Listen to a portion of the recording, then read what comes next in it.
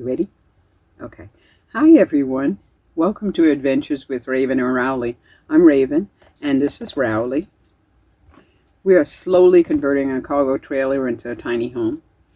Right now we live in a fifth wheel full time. Last week I showed you a tour of the trailer as it stands now. The cargo trailer as it stands now. This week I will talk about the 5 days I just spent with the 𝗪𝗪s. We just spent with the 𝗪𝗪s Women's Caravan and the 4-hour, 1-hour drive I did. If you're curious, please join us on this journey and continue to watch.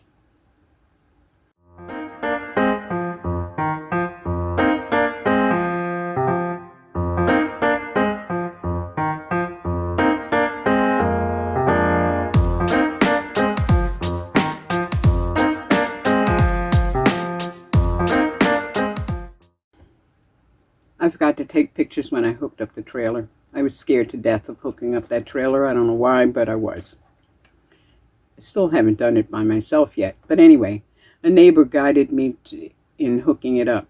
So he told me where to back up, where to turn, all that kind of stuff. And I never unhitched it when I got to the meeting place with the Caravan. 5 days, I just left it all hitched together. I figured I'd learn how to do it in practice when I got back to the storage area, because at least that was flat ground and I wouldn't have to be worrying about rolling over rocks and all kinds of stuff, and I could figure out how to do this by myself, you know. I also didn't get footage of the trip there and back. I need stickums. There's stuff that sticks on the bottom of the phone holder that I was going to use to point out the window. Didn't work. Anyway, maybe next time. At this point, as it is, I'm very directionally challenged. So let me tell you what happened. It was a 1-hour drive to the Women's Caravan meeting place. Okay, 1 hour and 10 minutes. At least that's what Google said, okay? I came out of the driveway and I made a left, and I made a left at the next corner. And then I started driving because I figured Route 95 is just on the other side of Vegas. So I was headed towards Vegas. I should have made a left and then a right. So I drove into Vegas, and finally the road started going into residential area. I drove completely through Vegas. And so I was in somebody's local neighborhood saying, oh my goodness, how am I going to turn around? You should have seen me trying to turn around with this trailer on the back. So I could have sworn 95 was on the other side. But anyway, it was then that I had realized I'd gone in the opposite direction. So here I was, an hour in the opposite direction of where I needed to go. So I had to turn around and get onto Route 215 and then Route 95, which added an additional half hour to the drive to get to 215. And I mean, I was really seriously out there. Total, the 1-hour drive took me 4 hours to get to the Women's Caravan location. I've been walking Rowley this morning. We came up this road. The camp is somewhere down there. But this is the view. Isn't this gorgeous? Isn't this beautiful? This over here is an actual water channel they dug on both sides of the road so that it doesn't wash out the road itself, the water. Isn't this just gorgeous? Oh wow, just terrific. This is what I'm walking up into.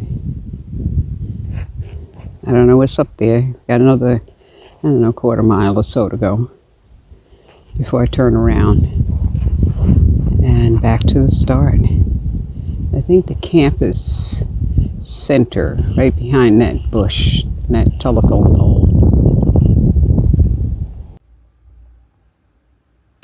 So Yes, I was tired. On the way there, I actually passed where the turnoff should have been that would get me back home, and I thought for a split second, why don't you just go on back home and try the next caravan? But I continued on, and I went. When I got there was a small group of 6 other women, all of them in vans, high-top vans, which was really nice to see. I introduced myself and went to unpack, and I set up my solar and, you know, all that kind of stuff. Okay. I never did get back to them that day because when I left the house to start that trip, it was like noon. So by the time I got there, it was like 4:30, and the sun goes down at 6, you know, so where that's at. So the next day was Saturday. I went on Friday, the 29th. The next day was Saturday. I slept all day long because the stress of that 4.5-hour drive, or that 4-hour drive, caused a migraine attack. You know, that's the way it goes. So I just stayed out of the sun as much as I could. I noticed that because I came out every now and then, and I to reposition the solar panels and things, and I waved at everybody, everyone left me alone all day.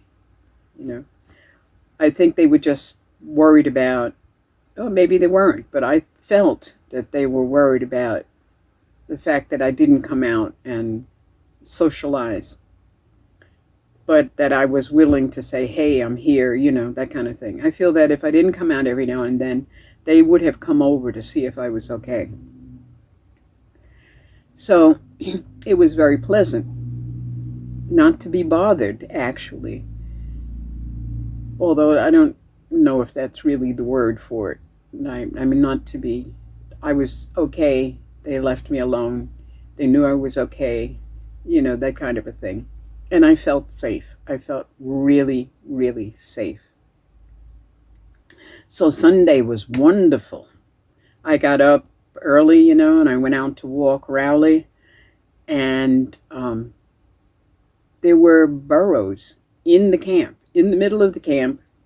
And they let me walk right up to them. And I got to pet one of them on the nose. I was on the phone with my daughter, so my phone wouldn't let me take a video. So I have videos from a couple of days before, but I kept saying, oh wow, oh wow, oh wow, they let me touch, oh wow, his nose is so soft, oh my goodness, oh wow. It was wonderful. Oh, okay. There's 2 burros, 3 burros over there. Look how close they are to the caravans, to the RVs. It's just amazing. One of them let me walk right up and pet him on the nose. That was actually, all I could say was, oh wow, oh wow, oh wow. You know, beautiful, beautiful, beautiful. And they're just standing there. I walked all the way back from there, where my rig is at, all the way down here with Rowley, and walked right through them, pet one on the nose, and came back. Oh, this is so cool. This is so cool. It was just really wonderful. And that day I spent quite a bit of time meeting and talking with women, sometimes in the large groups, sometimes in small groups, you know, 1 or 2 people on the side, one-on-one, sometimes 3 people together. Different configurations of the group, and it happened throughout the day, you know, so wherever I happened to be. I was walking a lot too. There were a lot of different trails to walk on, and each one gave slightly different view, you know. It was just terrific. Okay, so I just came up that path.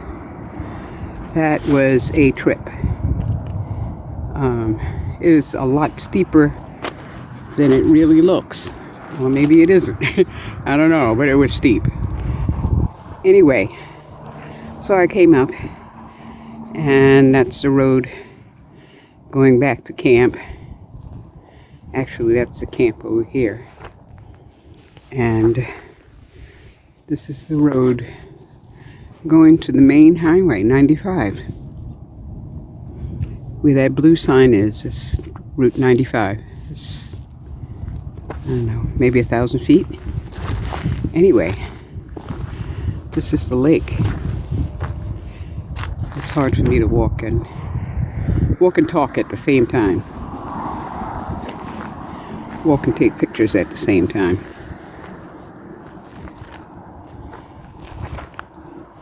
Here we go. Beautiful. Totally. Right next to the Route 95. There goes a car speeding along at 70 miles an hour. And right next to it is the most idyllic little pond with the reeds and everything. Beautiful, beautiful, beautiful. That's why I needed to get out of the park. That's why. All of this is why.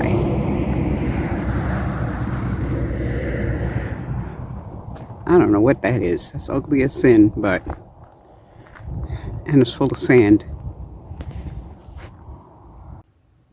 You know, so I went and I slept really well that night, except for the bed.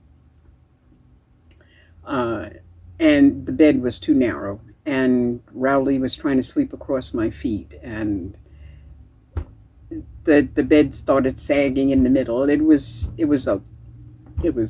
okay. I slept. Okay. So it's been rough sleeping with Rowley, because he tries to take up the bottom half of the bed. And anyway, so I knew that there was another good reason I had all those mats. So I just moved the bed a little bit away from the wall and scooched over the mattress a little bit so that it hangs off on this side a little bit. And we'll see how that works tonight. Monday was also wonderful, but very overcast and cold. Actually, during the night, it was really cold every night. I had to figure that one out big time. So, I mean, it was so overcast that I put out the solar panels, and all I could get was a trickle charge. But a trickle charge was better than no charge, because I was down to like 24%, so it got me up to maybe 48%, you know, which was enough to charge the laptop or something. I have a Stanley compressor, air compressor, to, you know, to inflate the tires and that kind of stuff, but it has a battery on it. Unfortunately, it had been sitting out in the cold, so the battery was pretty close to drained, but I used what was there to charge the 𝗥𝗃. I tell you, I love all of the different connections the 𝗥𝗃 has. And I pretty much stayed inside because it was too cold to be sitting outside, I mean, really, during the day. I did short walks, except at sunset, when I almost got lost. As I said, I'm directionally challenged, you know. I'm taking Rowley for a walk. It's 6 o'clock.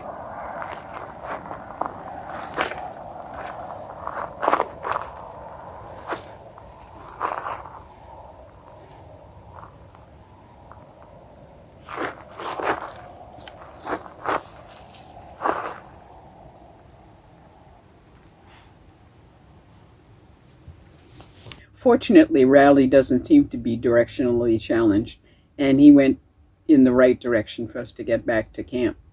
Because once you go on the other side of a sand dune, you can't see nothing. You don't know where you are. And at night, it's even worse. It's Tuesday. I walked a lot. I went by the duck pond. The duck pond. It was amazing. Okay. I just walked from the camp, and I walked around this way. We're walking with Rowley this morning. It's 8 o'clock. Kind of overcast day, but beautiful. And then we saw this little path. So we kept walking. There's the path. And there's a lake. There's a little lake here. All of this amazing greenery is here, right in the middle of the desert. It's just amazing. Well, I can't walk and film at the same time, so when I get to the end of this path, if I can see the full lake, I'll show you pictures. There they are, in the middle of the pond. There's a bunch of ducks. These ducks came into the camp yesterday, and unfortunately I wasn't anywhere near my phone to take a picture. But they walked right into the camp, and they walked up to people, and they were looking for munchies. The ducks actually walked into camp.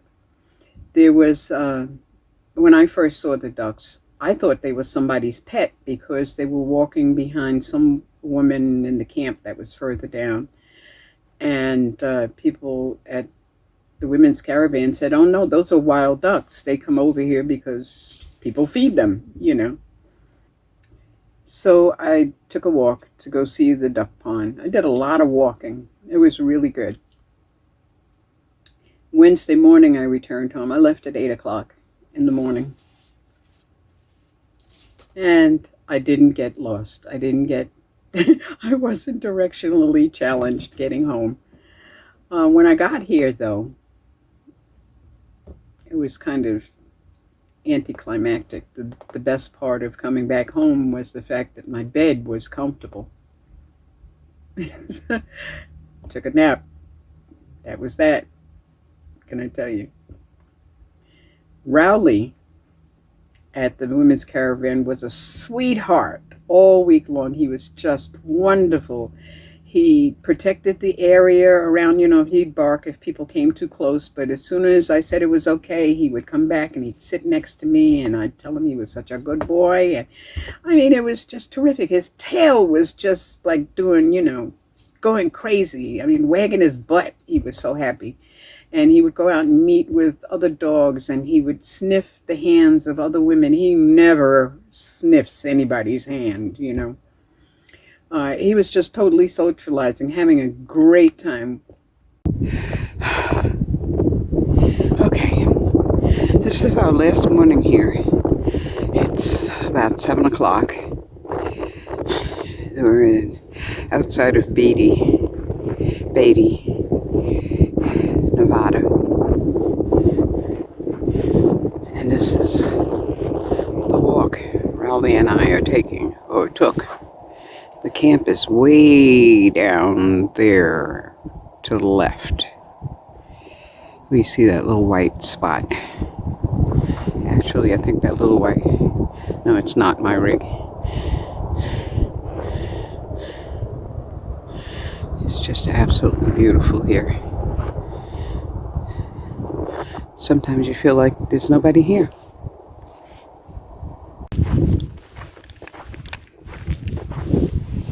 Okay, I think I have the Rowley thing now. Because every time I stopped before, he would run back and he'd stand by my side, and I never could get any really good pictures of him. Of course, I'm not getting any really good pictures now, but who knows? He will reappear somewhere around here. Here I see his butt.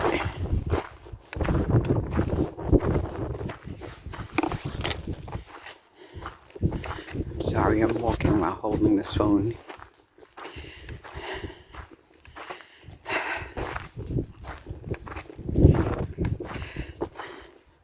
I'm thinking I should get a camera that sits on a hat or something, or maybe on my chest, so you can see what I'm seeing while I'm walking.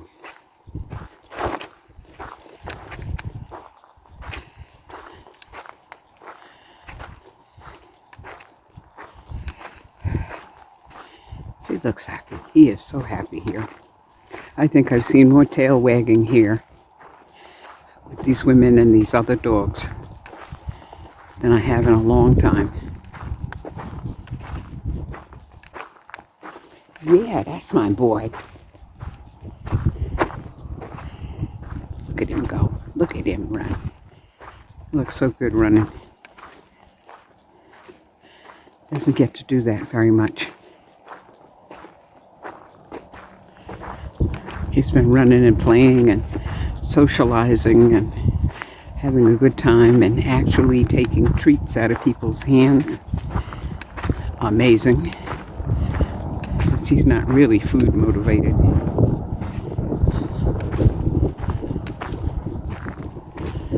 He's doing good. He's doing good. They socialize really well. I'm pretty happy with his behavior here.